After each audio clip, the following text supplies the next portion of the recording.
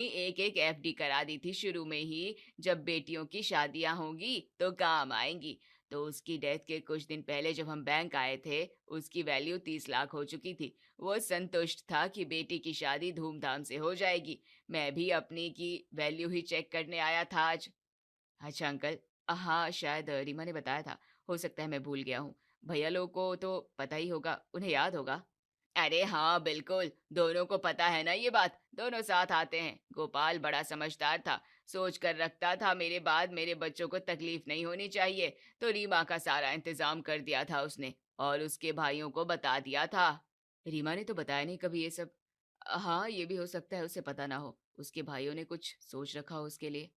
अब देखो, तुम्हारे ससुर को भी पता ही था आगे जाकर उनके बेटों का भी तो परिवार बढ़ेगा, जिम्मेदारियां आएंगी। तो उन दोनों को तो अपने अपने परिवारों को भी देखना होगा ना। तो बस यही सब सोच कर उसने बहुत साल पहले ही, बल्कि मैंने बताया ना, जब बिटिया हुई थी तभी एफडी करवा दी थी कि आगे जाकर दिक्कत ना हो। अब आप ही बताओ, कौन सोचता है इतना आगे का? दो बेटों के होते हुए भी कभी मेरे दोस्त ने ये नहीं सोचा कि सारी की सारी जिम्मेदारी उन पर डाल देता हूँ।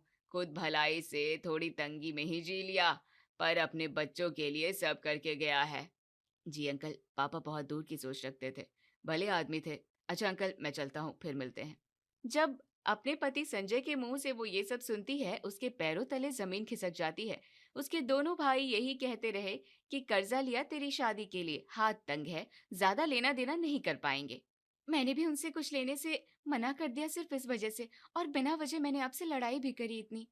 रीमा, मुझे इसने ये बात काफी पहले बता दी थी, पर हमें समझ नहीं आ रहा था इतनी बड़ी बात और ऐसी बात तुम्हें कैसे बताएं। इसलिए ये पैसे वाला ड्रामा करना पड़ा जिससे तुम्हें तुम्हारा पैसा मिल जाए। हमें तो कुछ नहीं चाहिए रीमा, सब तुम्हारा ही है।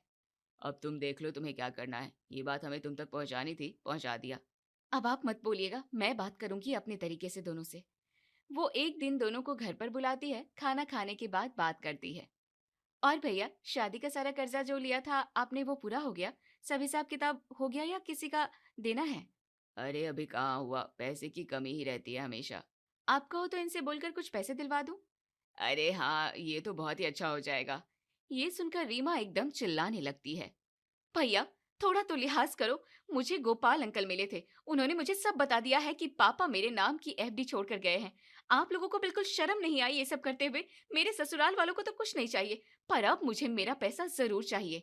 जैसे ही दोनों को समझ आता है कि रीमा को सब पता चल गया है, वो वहां से भागने में ही भलाई समझते हैं और जल्द ही रीमा का पैसा उसके पास वापस आ जाता है।